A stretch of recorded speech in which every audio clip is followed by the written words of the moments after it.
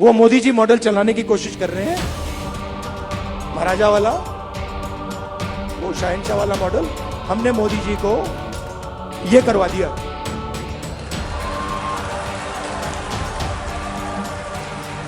आप अपने आप को नॉन बायोलॉजिकल समझते हो।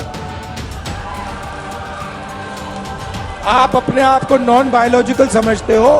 आप अपने आप को डायरेक्ट भगवान के साथ कनेक्शन समझते हो। Wrong number.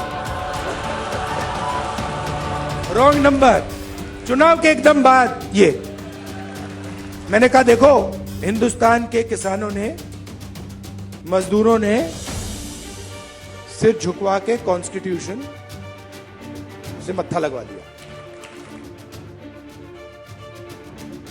नमस्कार दोस्तों, कैसे हैं आप सब। आशा करता हूं आप सभी सुखी व स्वस्थ होंगे।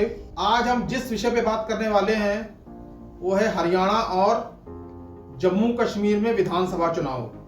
दोस्तों, जैसा कि आप सभी जानते ही हैं कि जम्मू कश्मीर और हरियाणा में विधानसभा चुनावों का ऐलान हो चुका है और पार्टियां अपने दम पे बहुमत की ताल ठोक रही हैं। लेकिन राजनीतिक गलियारों में एक बात बहुत ही कॉमन गूंज रही है कि चुनाव आयोग ने इन 4 राज्यों में चुनाव एक साथ क्यों नहीं करवाए। जो 2 राज्य रह गए हैं उनमें झारखंड और महाराष्ट्र। तो फिर जम्मू कश्मीर और हरियाणा में चुनाव पहले क्यों करवाया गया और इन दोनों राज्यों में चुनाव बाद में क्यों करवाया, इनको इकट्ठे क्यों नहीं करवाया गया।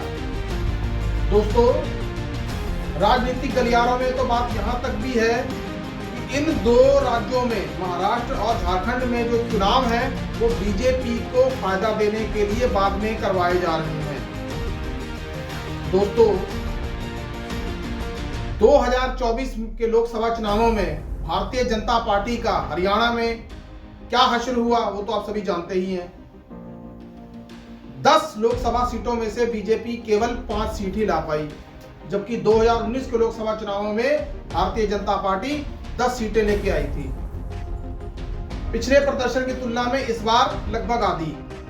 और दूसरी बात यह भी है कि भारतीय जनता पार्टी के अपने संगठन में वहां पर ऊहापोह की स्थिति बनी हुई है।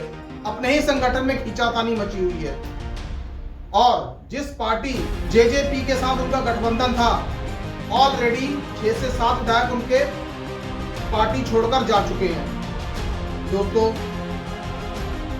हरियाणा में भारतीय जनता पार्टी के खिलाफ, चाहे वो किसानों का मुद्दा हो, अग्निवीर का मुद्दा हो, महंगाई का मुद्दा हो, इन सभी मुद्दों पर हरियाणा में भारतीय जनता पार्टी के खिलाफ बहुत ही गुस्सा है और ऐसे में फायदा इंडिया गठबंधन को हो सकता है।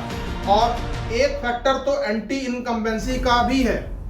दोस्तों, इन सब बातों को अगर छोड़ भी दें तो हरियाणा में हवा बिल्कुल भारतीय जनता पार्टी के खिलाफ है।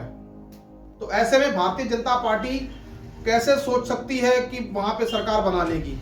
अब रही बात जम्मू कश्मीर की। जम्मू कश्मीर में 2014 में जब विधानसभा के चुनाव हुए थे, उस वक्त भारतीय जनता पार्टी का गठबंधन पीडीपी के साथ हुआ। पीडीपी की चीफ महबूबा मुफ्ती को तो आप सभी जानते ही हैं। दोस्तों, 3 साल तक ये गठबंधन चला। उसके बाद वैचारिक भिन्नता के कारण गठबंधन टूटा और सरकार गिर गई।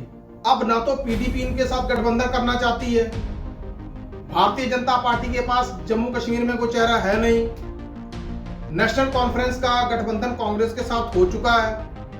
तो ऐसे में भारतीय जनता पार्टी जम्मू कश्मीर में विधानसभा चुनाव कैसे जीत सकती है, कैसे जीत पाएगी, जबकि भारतीय जनता पार्टी के पक्ष में धारा 370 और धारा 35A भी है। बावजूद इसके 2024 के लोकसभा चुनावों में भारतीय जनता पार्टी ने घाटी में अपना एक भी कैंडिडेट नहीं उतारा। क्या उन्हें हार का डर सता रहा था? दोस्तों, जरा सोचिए, चुनाव आयोग ने इन 2 राज्यों में पहले चुनाव करवाने का ऐलान तो कर दिया है और महाराष्ट्र में और झारखंड में चुनाव को बाद में करवाने का फैसला होगा।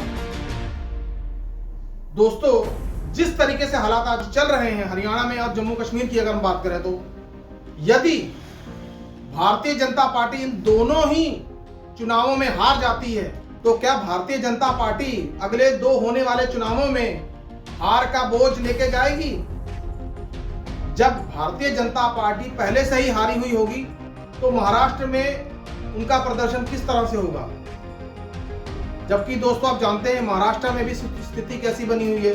अजीत पवार, एकनाथ शिंदे और इस बार इंडिया अलायंस ने महाराष्ट्र में बहुत अच्छा प्रदर्शन किया। दोस्तों हवा वहां पे भी भारतीय जनता पार्टी के खिलाफ है। दोस्तों अब थोड़ा सा पीछे चले जाते हैं। दोस्तों आपको याद होगा जब 2014 में चुनाव हुए थे, लोकसभा चुनाव, तो उस वक्त भारतीय जनता पार्टी ने प्रधानमंत्री नरेंद्र मोदी को अपना चेहरा घोषित किया था। देश में एक परसेप्शन बन गई थी, एक हवा बन गई थी कि मोदी जी आएंगे और देश का भला होगा। चलिए भारतीय जनता पार्टी नीति सरकार ने क्या किया क्या नहीं किया वो एक अलग विषय है, लेकिन उस वक्त प्रधानमंत्री नरेंद्र मोदी के लिए एक परसेप्शन ये बनना कि भारतीय जनता पार्टी चाहे वो लोकसभा हो या विधानसभाओं के चुनाव हो, हर चुनाव जीतेगी, और इन्होंने जीते भी।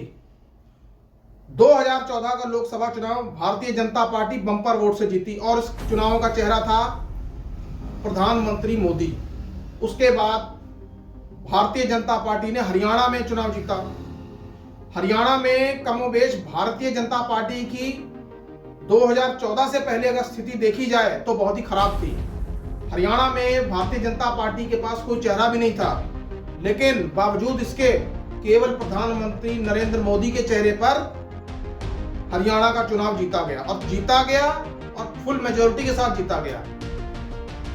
यही हाल जम्मू कश्मीर के चुनाव में भी हुआ।